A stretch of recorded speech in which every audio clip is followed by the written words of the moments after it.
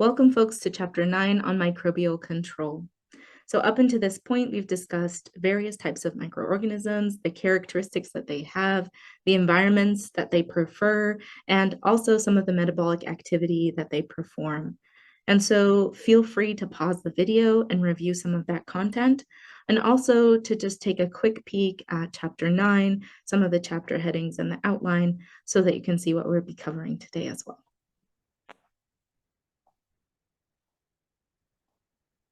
Okay, so we know from our homework assignment 1, that microorganisms are part of us. They're in and on us. They're part of us as a being because they actually interact with us. They help us with digestion. They have to help us with our immune system, but they're also part of our food and our environment. And that's where we're going to continue to have discussions around in the upcoming chapters, as well as in the upcoming homework assignment, where you're going to interact more with microorganisms in your food. And so we know from that homework assignment that many of the interactions that we have with microorganisms on us, in our environment, in our food, are actually positive interactions. They actually support us. But there are also microorganisms that they can sometimes be benign or they can be pathogenic, or there are microorganisms that are generally speaking pathogenic and have negative interactions with us. And so as we continue to interact with microorganisms in the environment, we have to be thoughtful of which microorganisms actually do need to be controlled. And so we'll start a series of chapters where we look at microbial control. First, we'll start with microbial control in the environment and in our food with Chapter 9. We'll talk about antimicrobial drugs in Chapter 10. We'll talk later in Chapter 17 about immunizations, and we'll also talk in Chapters 15 and 16 about different types of immune responses and other lines of defense against pathogenic microorganisms. And so we can see, for example, in the food that we eat, microorganisms come from environmental sources, and those environmental sources include many different types of interactions, right? So there's environmental interactions here. There's also interactions between the cattle. There's interactions with, for example, their food sources and their feces. I'm just going to bring this back a little bit. And so when we collect food, for example, like milk, we have to have certain ways that we can actually control those microorganisms that are introduced via the environment that might potentially be pathogenic. And so here you can see a small scale pasteurization facility. And there's a link to more information about actually this specific farm that you can actually visit. It's local, and you can see some of these processes and some of these interactions.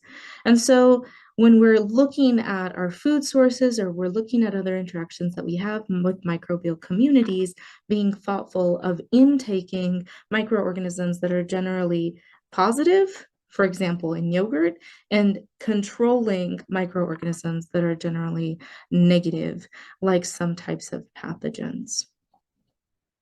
Okay. We know this intuitively because there are foods or environments or microorganisms that we will avoid, right? So although it's very tempting, sometimes we'll avoid eating raw cookie dough, for example, because of the potential pathogens that can be in raw eggs and raw flour. Also other settings like medical settings where we know that we have interactions with pathogens because the pathogens are present in a hospital setting, for example, or in a lab, so that we're very thoughtful of that environment, and we're very thoughtful of the ubiquity of those types of organisms and how they can be contaminated or transferred. And we use various mechanisms of sterilization, disinfection, sanitization that allow us to control those organisms.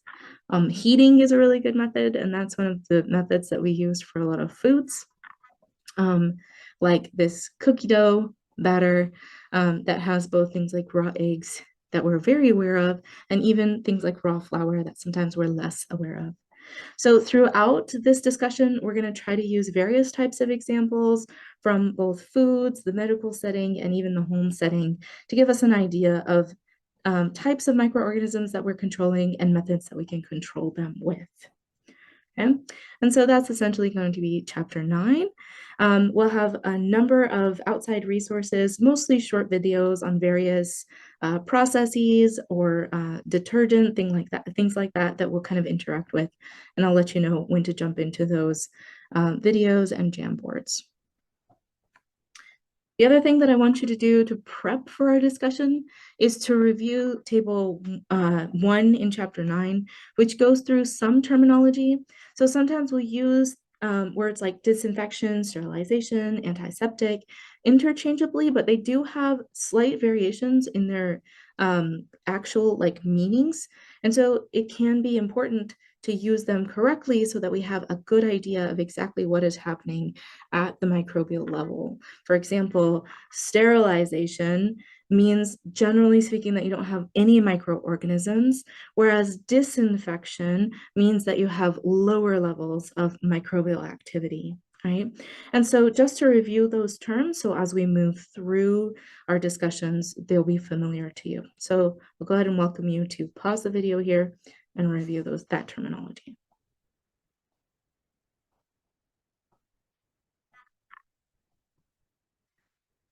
Okay, so when we're looking at so essentially when we're looking at some sort of interaction with food or an environment that we think may have pathogenic microorganisms or may have potential pathogens in it, then we want to be thoughtful of who are those pathogens, what is the environment, and what are the techniques that we have available to us within that environment. Okay, and to control those microorganisms, what we need to do is inactivate or eliminate them.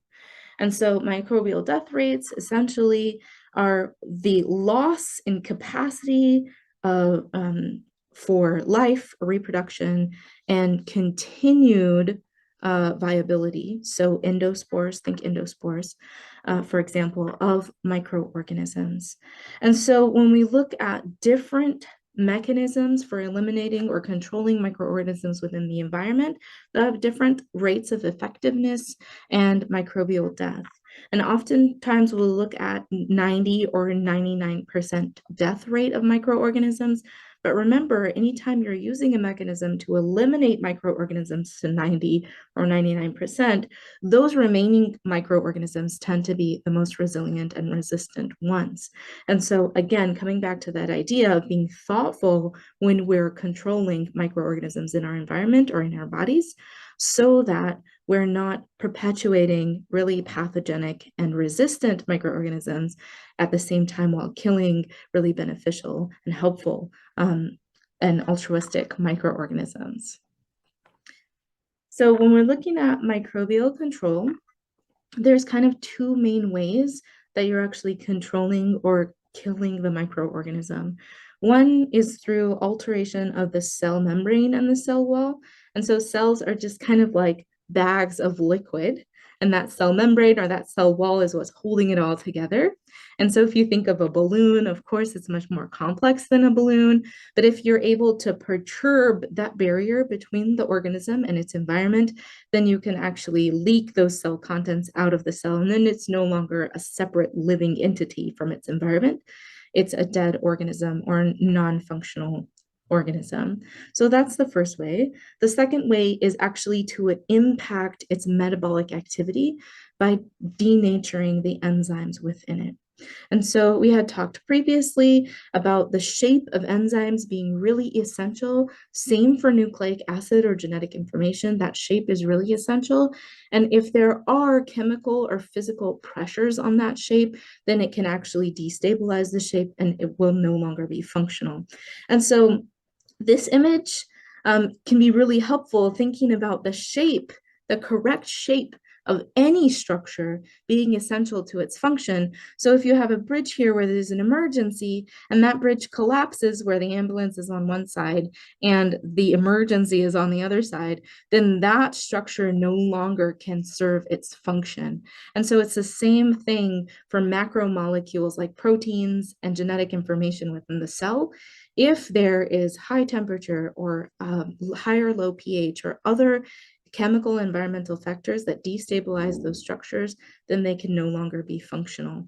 And so you can also use environmental and chemical agents that actually will kill microorganisms by denaturing their proteins or unfolding their genetic information.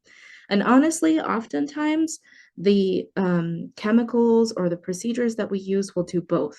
They'll actually disrupt the cell membranes and cell walls that protect those microorganisms, as well as disrupt the internal structure of the macromolecules within those organisms. Okay. So, what is the ideal mechanism for microbial control? It doesn't really exist, but if it did, it would be ineffective. It would be inexpensive. It would be fast acting. It would be stable in storage, and it would work. So your book says that it would work on microorganisms and not on humans and other animals and objects. But I would like to clarify that it would work on the pathogenic microorganisms rather than the beneficial microorganisms that allow us to be functional as humans, right? So it should be very specific to the specific cause of a disease or a pathogen rather than general to microorganisms or living organisms in general. Now that can be very difficult to find because oftentimes agents of microbial control that are targeted towards pathogens will also impact other bacteria, for example, that are positive, or even other living systems. So when we talk about detergents later in the discussion in the lecture and you go to a video, you'll see these detergents and they might be released into the environment. And yes, the video says they're diluted and therefore they don't impact the natural systems. But the truth is that when detergents and the chemicals within detergents build up in the environment, then they do start to impact fish, amphibians, and other types of wildlife that are in the environment because those chemicals, just like they can impact the microorganism, can actually start to deteriorate the cell membrane or the cell wall of plants and animals and fungi in the environment. And so if that mechanism of microbial control can be more or more specific, that is more and more optimal. Okay. So another thing that we want to consider when or a number of things that we want to consider when we're looking at microbial control, actually I want to go to this slide here, is the specific site that we're going to be treating, because that's going to dictate how we can treat that site. We have to be much more careful if we're treating a person's skin, and we're trying to disinfect their skin versus trying to sterilize or sanitize a piece of metal, right? We can be much more harsh with a piece of metal and be much more thorough in that sanitization than we can with a person's skin, because those same mechanisms of microbial control can actually then impact the living cells of the human being, the skin cells, so on and so forth. Right? So being aware of the site that needs to be treated, then thinking about the susceptibility of the microorganisms that are being targeted, right? Because there's some microorganisms, we already know this from our previous discussions, any microorganism that produce endospores, for example, is going to be more susceptible. When you're looking at viruses, viruses with an envelope are going to be more susceptible to, oh, I'm sorry, I just mentioned that any bacteria that produces an endospore is actually going to be less susceptible to various types of disinfection and aseptic technique because they're just more resilient. So I'm correcting myself. And then when we're looking at viruses, for example, naked viruses tend to be more resilient than enveloped viruses, for example. Okay, so being aware of the agent that you're actually specifically trying to impact, trying to control is really essential. Also the environment, right? So moisture, salinity, even altitude can impact how you disinfect or sanitize or sterilize food or an environment, so on and so forth. And so I think we'll come into that when we look at the canning and jam making example. Okay, So when you're going to be choosing an agent of microbial control or an antimicrobial agent, you want to be thoughtful of the type of microorganism that you are kind of controlling, right? And so you have really resistant microorganisms, or microbial agents, because prions are not microorganisms, like prions, which it seems very strange because they're actually proteins, and proteins tend to be easy to denature. But the thing about prions is they are made of the most stable form of that prion. They also come together. They actually polymerize together in aggregates called amyloids. And those amyloids are very, very difficult to kind of break down and to kind of and to control. And so strangely enough, the top of this list is not a microorganism, but an agent of microbial disease, prions. Then we know that endospores are very difficult to break down, right? That's their purpose, is to survive harsh environments. And so you're going to really need um, an agent of microbial control or a chemical that allows you to break down those endospores so that you don't see future infections come up, because those endospores then become vegetative cells.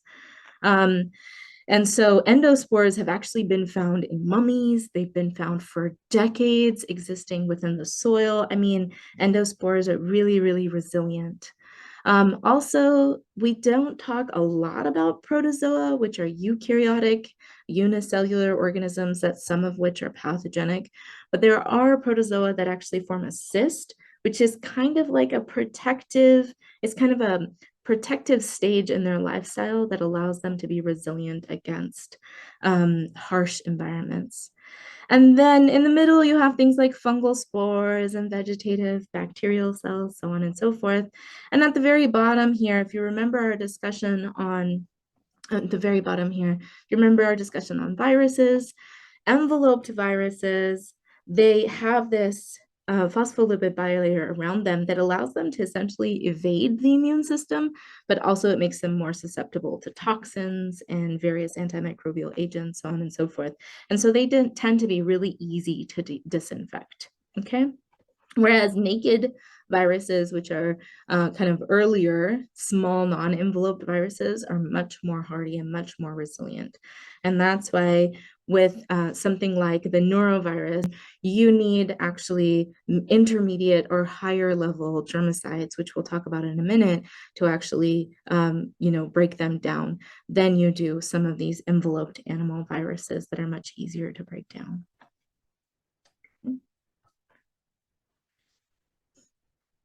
Speaking of which, there are different kind of intensities of antimicrobial agents, from very low level, and these are things like detergents and soaps that do break down cell membranes, for example, of really kind of low resistant or resilient microorganisms, and then other just kind of environmental debris.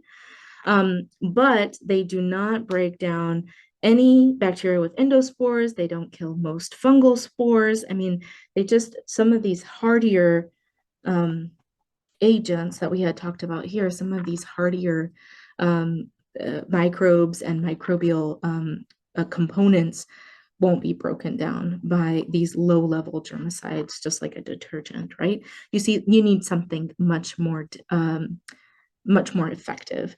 So an intermediate level germicide, and germ is, a microbial agent. Acide means to kill, right? Homicide, suicide, all of those to kill germs. So these are agents that are used to kill germs.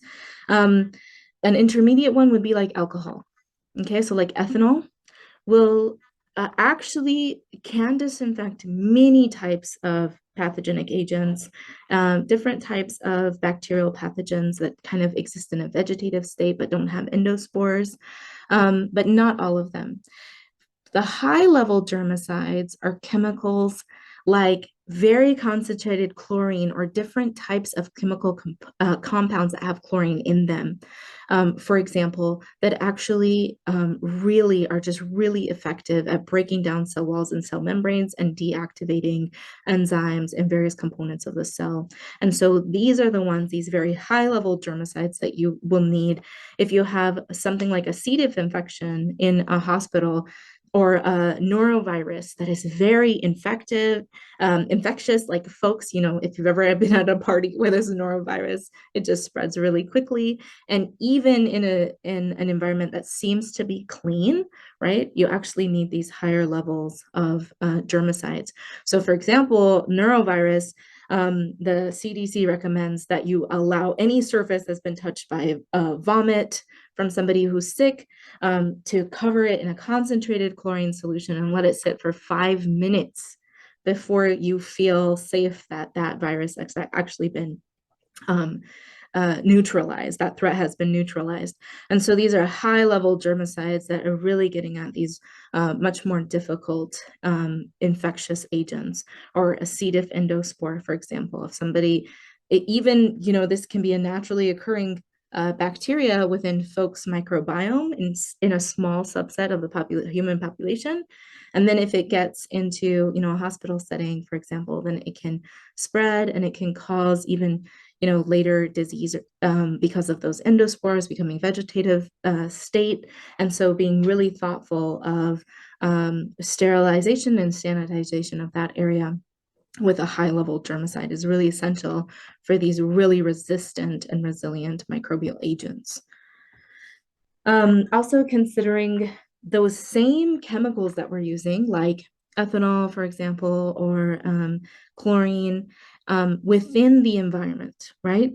So just, a warm, for example, chlorine cloth is going to be a better disinfectant than a cold one. So you can see here, there's just a graph showing you the impact of temperature on disinfection. And so just this increase in temperature to 45 degrees Celsius from 20 degrees Celsius makes this, disinfectant much more efficient, in that we see the number of microorganisms in the solution drop much more quickly at 4 minutes instead of 10 minutes, right? Also pH. So when we go to the example on preserving jams, jellies, and foods, you'll see that a higher pH in that jam or jelly or salsa is going to mean that you need less of a pressurized and heated sanitization process, versus if you don't have that acid, then you need a pressurized heated process to actually get you to a food that's safe. So considering those other agents is important. Before we get to food, though, let's talk about the controlled lab environment.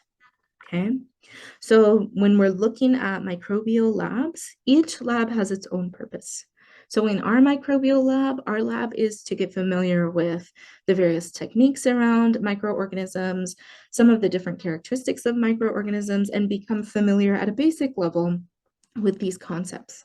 But there are labs that specialize and actually research around very highly pathogenic microorganisms, for example, like Ebola or like COVID-19.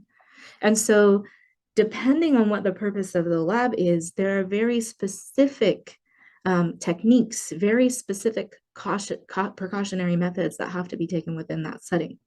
And so there's actually official kind of standards for each type of lab. And whatever lab you're in, whatever protocols you do will actually have one of these levels. And that, whatever that level biosafety level is, has very specific protocols around sanitization, sterilization, airflow, and aseptic technique based on the level of danger or the various pathogens that are being used in that lab. So for example, in our lab, we are biosafety level 1. We have the lowest risk. We do use microorganisms that, are pretty common in the environment that are not known to cause disease in healthy individuals. For example, E. coli is pretty common in the human microbiome, and it only causes diseases in certain cases, right? So we do utilize that, but it's pretty much low risk. And so in these biosafety levels, we use gloves and goggles. We sometimes will, have microorganisms, environmental samples, but they'll be very well closed off. We won't open those environmental unknown samples. We'll only be mostly working with known microorganisms.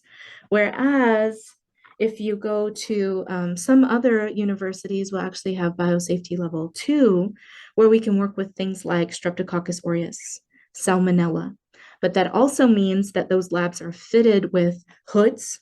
A hood is actually kind of a chamber with very specific airflow, ventilation, and filtering of that air so that you can work with slightly more pathogenic microorganisms with safety. Again, still with gloves and goggles and all of these other kind of precautions as well. Then we have biosafety level 3. Biosafety level 3 is for handling known pathogens, like serious known pathogens. So for example, COVID-19, if researchers are doing research on COVID-19, the virus, then they are in a biosafety level 3. There's very specific rules on airflow. So the flow of air should be going into the lab and not out of the lab. Any air or water leaving the lab has to be filtered so that no microbial agents are released into the environment. Doors have to be double doors for airflow purposes, and they must lock and seal. And other procedures and also working with those microorganisms within cabinets and hoods with very specific air filtration methods. So really just more careful, lots kind of more precautions around how air and water flow, about contamination, about aseptic technique to make sure that none of those biological pathogens are released into the environment. Now, biosafety level 4 is for known pathogens that cause fatal disease. So, for example, labs that work with Ebola have a series of very, very strict aseptic and just general protocols around how those researchers can do their work. Okay, and the goal is to make sure that that microorganism never is released from that lab, right? Because it's a microbial agent that we can't see, but we know spreads quickly. And so you have to almost imagine up any way that it could be spread because you can't see it, and make sure that that mechanism for transmission is blocked. Okay, and so here's an example. If a person is working in a biosafety level 4 lab, then there's all these levels of safety. First of all, just entry into the building is very, very restricted. Okay. Then folks that are allowed entry into the building, they come in, and the first layer of safety is that they remove all personal items that would actually be in the outside, and they put those in lockers, and then they move into a separate area within the lab where they shower, both going in and coming out. They change into scrubs, and then they change into a pressurized suit that protects them from the environment that they're in. And then they sanitize with chemicals. This whole suit it provides no access to the air for their whole body. They actually sanitize the suit upon entry into the lab and upon exit from the lab. And then within the lab, they're actually working within these pressurized suits and hoods, and they communicate via some sort of sound system or headset within the lab. And so you can see them here. These are the suits that I'm referring to, and they're pressurized. You can see these yellow cords are actually attached to the suit back here to pressurize that suit in case something happens. There's a flame that burns part of the suit, or a scalpel that cuts part of the suit. In that moment, that pressurization keeps the microbial agents away from the skin just for that moment so that they can go and sanitize or mediate the situation. Then upon exit from the laboratory, they actually have a chemical, kind of like a chemical shower that they take to sterilize or sanitize the outside of that suit. Okay. And so that is a discussion about when we're working with microorganisms in the lab. When we're working with microorganisms in the lab, we're very thoughtful of which microorganisms are coming into that area, and we're very thoughtful of how we're culturing those microorganisms. And then we follow the specific rules for the biosafety level lab that we're in. But we also come into contact with microorganisms just in our environment outside of the lab without really having intent to work with microorganisms like in a lab setting. And that is because, as we said before, microorganisms are ubiquitous. So thinking just like we think very carefully about which organisms are in a lab setting and how we need to interact with them or control them, we also need to be thoughtful of microorganisms in our food and our environment. And so we had some examples like not eating cookie dough, for example, to try to protect ourselves from various types of food poisoning. And the example too that we'll use here is food preservation. And so the goal with food preservation is to actually allow you to keep food at a longer shelf life than it would just be in the environment. For example, if this is plum jelly, the plum might go bad in a couple days, but if you preserve it, you can actually keep it at room temperature for a very long time. Now that room temperature part is very important because many microorganisms can grow at room temperature. If you were freezing it, that would be less of an issue. You could just take that fresh plum, freeze it, and then, cook it into a bread or a cake later, right? But if you want to keep something at room temperature and extend its shelf life, then you have to do some sort of process that allows you to remove the microbial agents from that food. And there are microbial agents in the food. Before we get to our activity, let's just look at this for a second. I mean, when you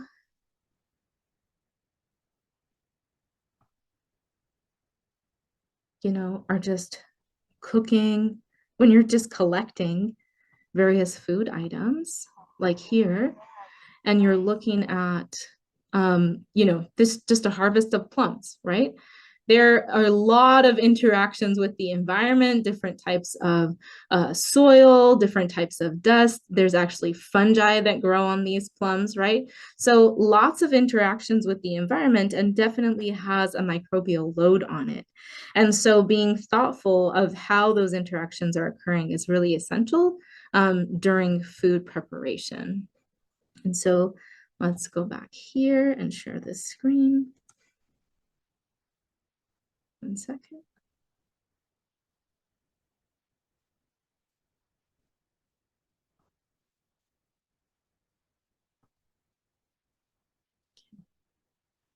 There we go. And so being thoughtful about how we're preparing that food is really essential. And so just to get you into the frame of mind of particularly using heat to decrease the microbial load of food items or, medical tools or lab tools or various types of like catheters and other types of medical equipment that we use. So especially particularly around using wet heat, we're going to use this jam jelly procedure or canning of food as our case study. And so go ahead and pause the video and you're going to watch 4 short videos. One is about mass production of canned green beans. The second and third are about home canning, so of jellies and jams. One is a more acidic product, which is a jelly. One is a less acidic, which is green beans. And so you'll see that you actually need more pressure and heat for the less acidic food item. And then the final one just is a really short video showing you how the pressurization of the can is really essential, because essentially you create a vacuum within that can, you sterilize or sanitize it, you don't really sterilize it, but you do sanitize it. And then once that lid pops, that indicates to you that there's a vacuum, there's a seal. So go ahead and watch those 4 videos and then come back into the lecture.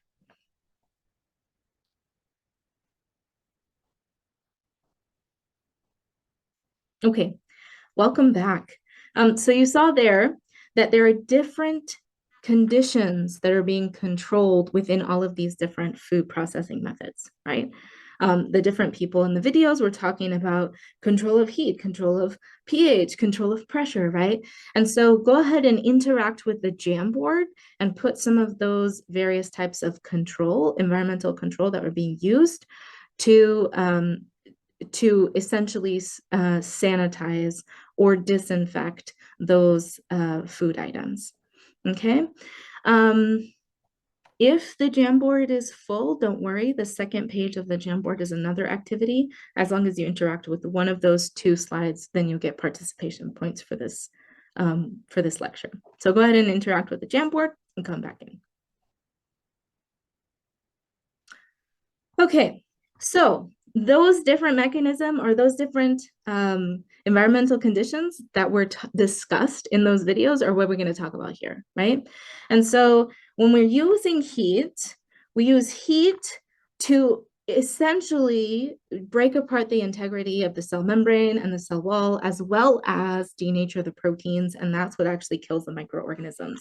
But then we can add to that pressure, we can add to that acidity, or we can add, a desiccation, for example, just playing with the different factors so that we can actually minimize microbial growth depending on the setting. Is it a food setting? Well, what type of food? Is it a medical lab setting? Okay, well, what type of, disease is it? What type of patient is it? What type of, material is it? So on and so forth. Or is it just like a home setting, right? And so we'll talk about some of these different examples. Okay, and again, we're referring to the reduction in microbial growth by, microbial death rate of that specific antimicrobial agent. So the first set of procedures that we'll talk about are moist and hot procedures. So from boiling, autoclaving, pasteurization mechanisms. And so anytime that you have moist heat, it's more effective at sterilization, sanitization, and disinfection than dry heat. And we just know this intuitively because we can actually stick our hands into a 350 degrees Celsius, 350 degrees Fahrenheit oven for a minute to retrieve a tray, but we can't stick our hand into just a 200 something degrees Fahrenheit pot of boiling water.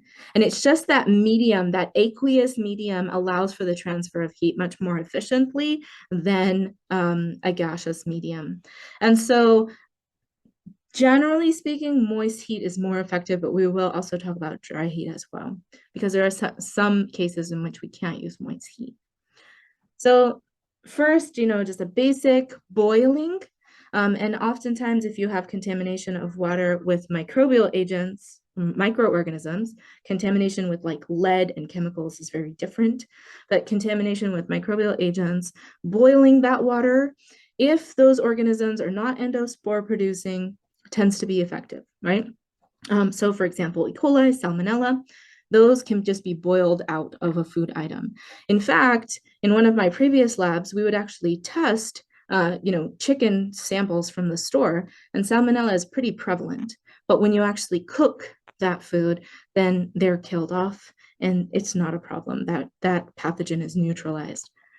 Now, boiling is not going to be effective if it's an organism that produces endospores, okay? So like Clostridium difficile, for example, C. diff, right? That is producing an endospore, and maybe the vegetative cells will die, but then the endospore will remain in that sample. And so you need higher levels of kind of heat and pressure, so on, to get rid of those. And so we'll just kind of increase slowly the temperature and the pressure, and you'll see the various types of techniques that we can use. So kind of the next step up is pasteurization. This is what we do with milk, for example. Milk, when you're producing milk, I mean, think about milk is coming from a farm environment. It's coming from an animal that lives out in the field. It's coming from the udders of that animal, which are actually down facing towards the ground. And what's on the ground is both soil, but also feces, because that animal is traveling through its environment. So it's not really your most safe environment in terms of pathogens. Actually, specifically because of the fecal contamination, there is a high risk of pathogens being in the milk. And so, if you were just, taking a pot of milk from your own cow or your goat in your backyard, you would want to boil that milk for a period of time before that person drank the milk, right? But in terms of large quantities of milk, we use a process called pasteurization, which essentially is boiling the milk, allowing it to reach temperatures over 100 and something degrees for a certain amount of time. Now, essentially, the balance between temperature and time gives you the pasteurization. So you can do a lower temperature, so 120, 130 for a longer period of time, or you can flash pasteurize milk by really allowing it to go for a very high temperature, like 200 or 300 degrees for a very short period of time, and that will pasteurize it. So depending on essentially the equipment that is present, you will either flash pasteurize it at a very high temperature, or you'll pasteurize it at a lower temperature for a longer period of time. And so these ultra high temperature sterilizations, those are that flash pasteurization that I had mentioned. Okay, so go ahead and go into the links in the description. There are two videos, I believe. One that is a kind of a small scale milk production. One is a larger scale milk production and gives you an idea of how that milk is pasteurized. So go ahead and watch those videos, both short videos, and then come back and we'll discuss autoclaving. Okay, so you saw how that milk is actually pasteurized. Now it's important to note that pasteurized milk is not sterile. It actually still does have some thermophiles in there in the milk, but thermophiles cannot be pathogens because they cannot exist at our body temperature as humans. So they're not a risk to us, but they are the reason why eventually milk does spoil.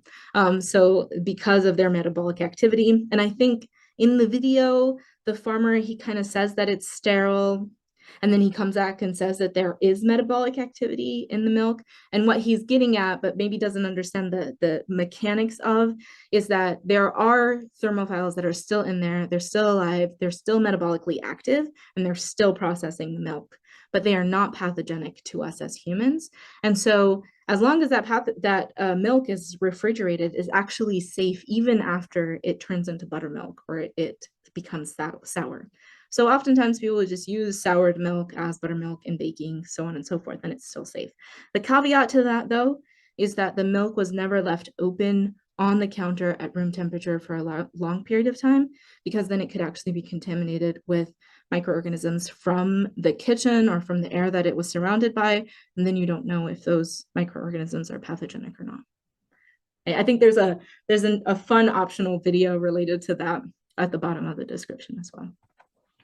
Okay, so another mechanism for microbial control is autoclaving.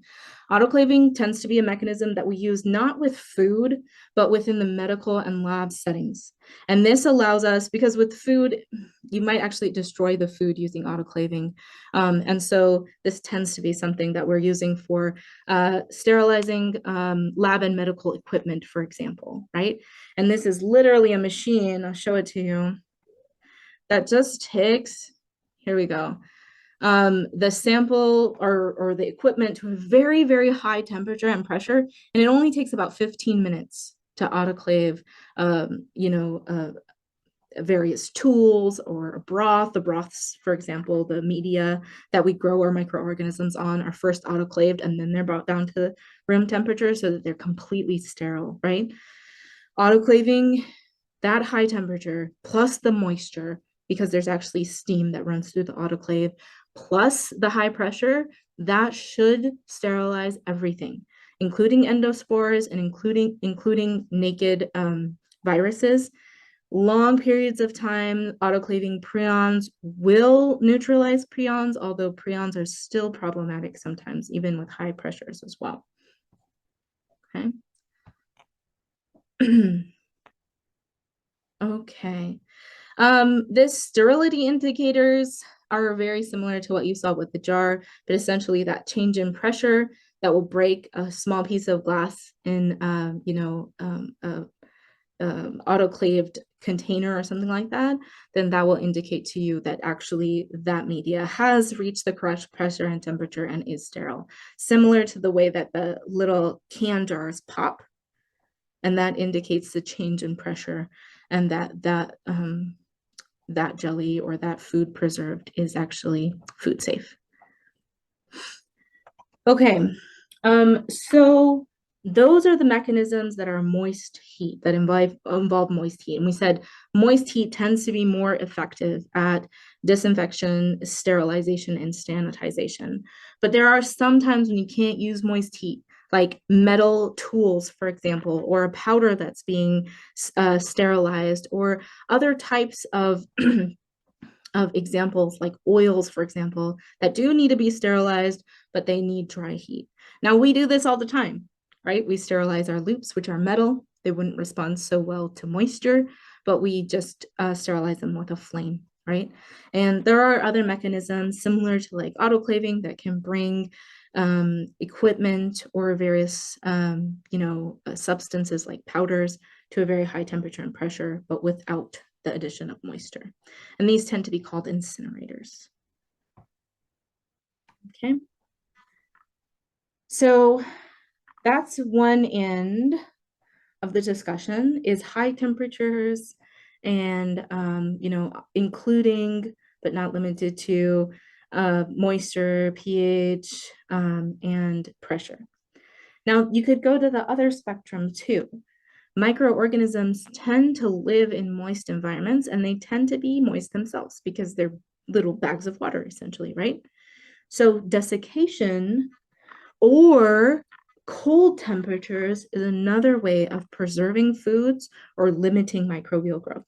So, of course, I was immediately thinking of movies like Forever Young or, spoiler alert, Don't Look Up, right? With Leonardo DiCaprio and Jennifer Lawrence.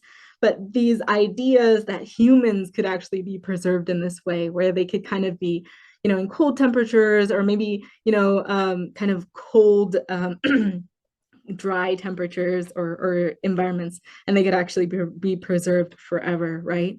But even though that kind of, it makes sense theoretically, it is possible for microorganisms, but so far not for macroorganisms like us, although we do like to imagine. And so this gets us to techniques like refrigeration and freezing. So these are really good methods for preserving foods, for example. And essentially, what are you doing when you're preserving a food? You're preventing it from becoming metabolized by the microorganisms that are already on it, right? Because there's food on and around us all the time. So if they start to ferment that food, then that food, is going to spoil. And so freezing, so for example, like just immediately freezing bread, right? Croissants, they don't last for very long, but if you freeze them, they last for, days, weeks, right? Meats, right? Freezing meats, we know that that increases the shelf life. And what is that doing? That is just decrease or putting the microorganisms that are already on that food in a condition where it's not optimal for their growth. So they do not grow, they do not reproduce, and they do not take over that food. They're essentially dormant until then you cook the food, and then that hazard is removed, right? There are a couple of microorganisms that can still be active at low temperatures, less so freezing, but refrigeration. Listeria is the most common and prevalent example. Not really a problem for adult humans, but pregnant folks have to be very careful about listeria because it can still grow on cold meats and things like that. And it can actually be fatal to the fetus, okay, of during pregnancy. Also desiccation, so drying things out. lots of examples, like these really beautiful sun-dried tomatoes, right?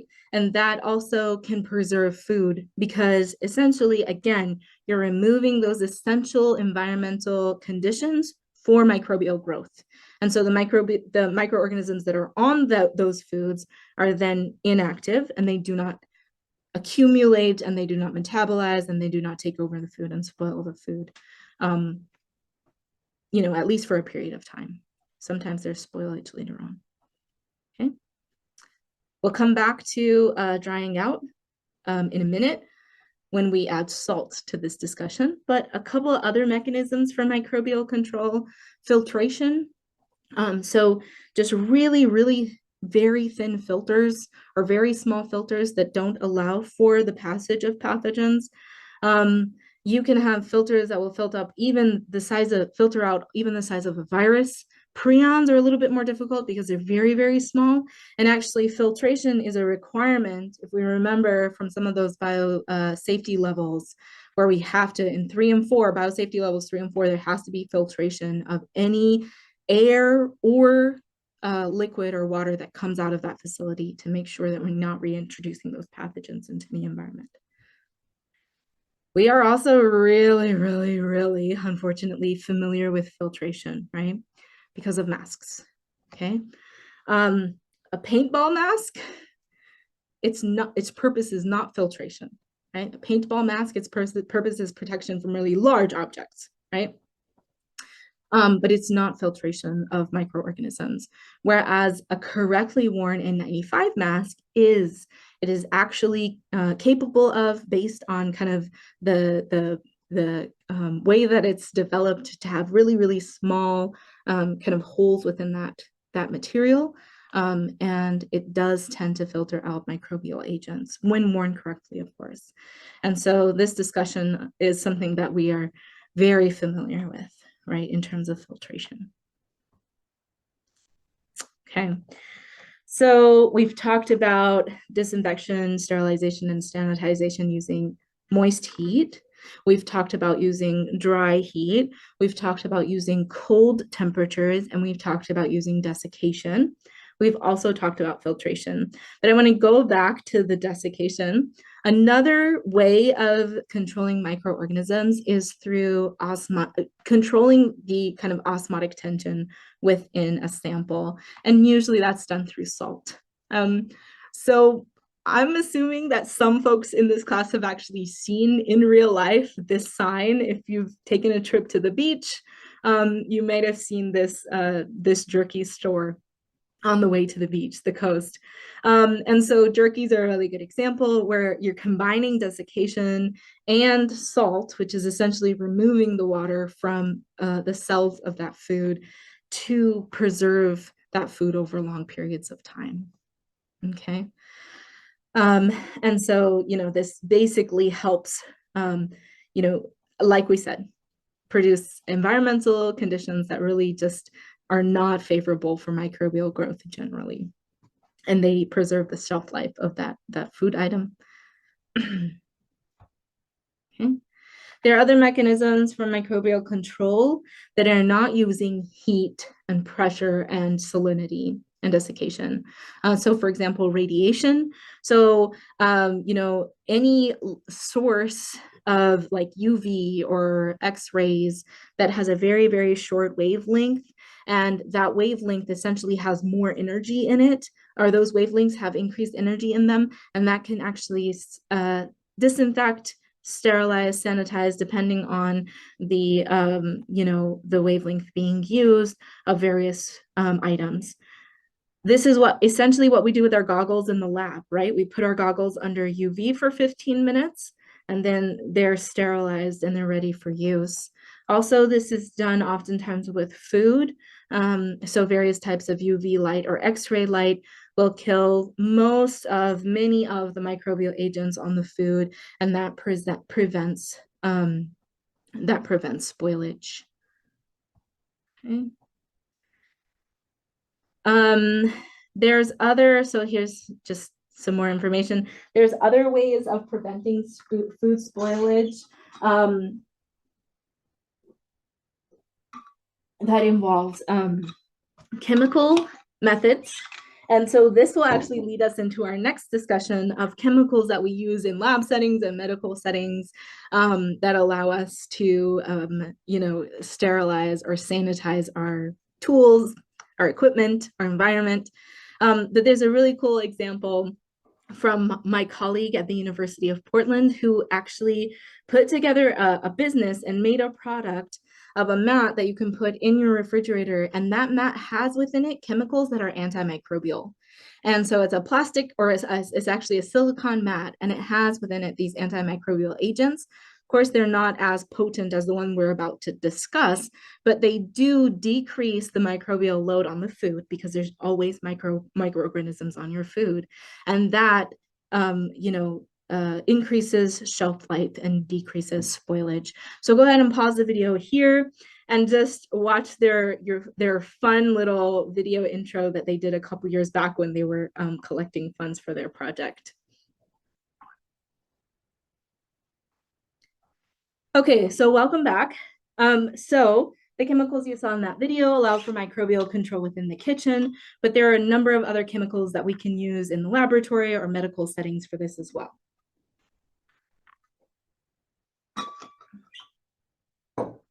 Okay. And so these chemicals will do the same things. They'll disrupt the cell wall or the cell membrane, or they'll disrupt the genetic information and the proteins within. And so there are a number that are mentioned in your book. I'm going to cover some of them in this discussion, some of them with some videos, but then I want you to read over all of them as well. So phenols are an organic molecule. So this is a carbon ring here with an OH group that can actually, you can add to that chlorines and other chemicals, but chlorine is one of the most common, where you make these chlorinated phenols. And these chemicals are really good for disinfection. They will disinfect endospores and they'll allow you to get some of these more resilient pathogens as well. And so this tends to be used in the medical and laboratory setting, where you can soak, for example, a catheter in these chemicals and get it pretty much sterilized. Okay. Alcohols are a lower level chemical, so phenols are much more potent than alcohols. But alcohols do generally disinfect. They're kind of like an intermediate germicide. But they won't get some endospores and higher level pathogens, right? And we kind of know this because like chlorine and bleach, we use that generally when we're kind of disinfecting for, lots of disinfecting with the pandemic now. Whereas alcohols are just, a little bit less potent and a little bit less reliable than chlorinated phenols or concentrated chlorine, for example. Other examples are halogens. These are chemicals from the chemical, either the elements themselves or some sort of combination of a molecule that has these elements within them: iodine, chlorine, bromine, and fluorine. And we're already familiar with these, like iodine disinfectants that we put on wounds, fluorine that's used in fluoride and toothpaste, chlorine that we put in laundry, swimming pools, all of these different ways of disinfecting. And anytime that you're using these disinfection agents, generally, all of these different categories, it's important to be thoughtful of their kind of ripple effects, especially if they're going into the environment. And so that's why there's discussion around using chlorine, fluoride, and their release back into the environment, because just as they are antimicrobial, they can impact other organisms like we said, amphibians, fish, so on and so forth in the environment in higher quantities. Okay. This is an iodine agent that's being used for disinfecting a hand before a procedure, a surgery procedure. And then also oxidizing agents like hydrogen peroxide, often used as a disinfectant agent or an antimicrobial agent, and tend to be effective. Surfactants are the primary chemicals that are in detergents, but there are other chemicals in detergents as well, like enzymes. And so surfactants essentially are a molecule that's both hydrophobic and hydrophilic. So they can interact with both the water and a lipid surface or a lipid bilayer at the same time. And it's that interaction or that kind of interface that allows them to be really effective, detergents or soaps, so on and so forth. And so what I'm going to actually have you do is pause the video and watch the 2 videos on detergent chemistry. One is about surfactants and one is about enzymes. And again, just remember that there's a discussion around those chemicals not being detrimental to the environment once they're diluted into the environment. But the truth is, as those chemicals accumulate in the environment, we are seeing detrimental impacts on communities and ecosystems. So go ahead and pause this video, watch the 2 videos on detergent chemistry. And then after you watch those videos, then go ahead and head into the Jamboard and add some gems on how detergents are actually working, some of the chemistry of detergents, and how they're cleaning and disinfecting their environment, and then come back into the lecture.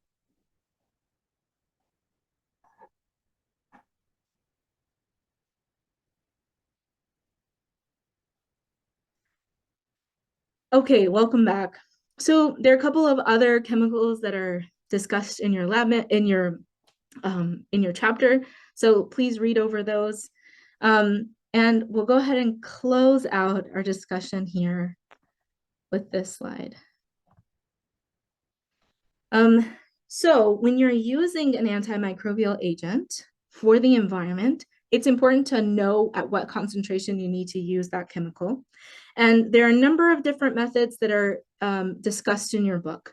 But generally speaking, for all of them, the idea is that you create a dilution series and then you expose whatever your contaminated agent is. If it's a tool that's contaminated, or it might actually be a microbial culture, to that chemical at the various dilutions. And then you try to grow microorganisms off of that solution, essentially. Wherever you see growth, that means that that concentration is not effective. And wherever you no longer see growth, then that means that concentration is effective. And that'll allow you to determine how concentrated the chemicals that you're using are or need to be to actually be effective. Okay. And so you can read through the different variations of those ideas, but essentially that's the idea of how to determine how concentrated a chemical needs to be an effective antimicrobial agent. So that's our discussion today.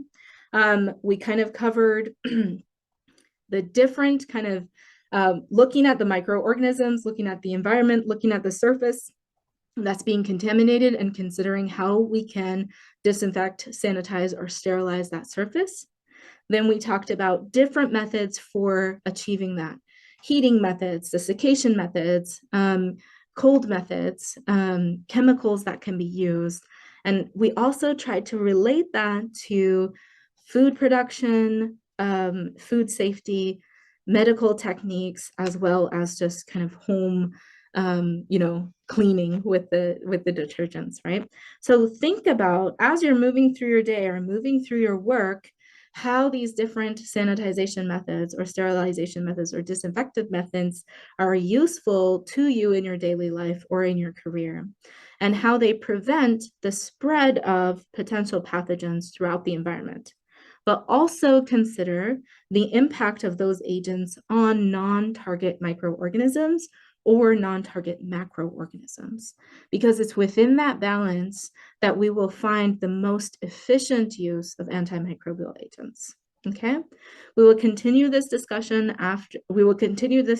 throughout the class and kind of look at various aspects of it, but that's the close of chapter 9. Thank you for listening, and I'll see you in the next video.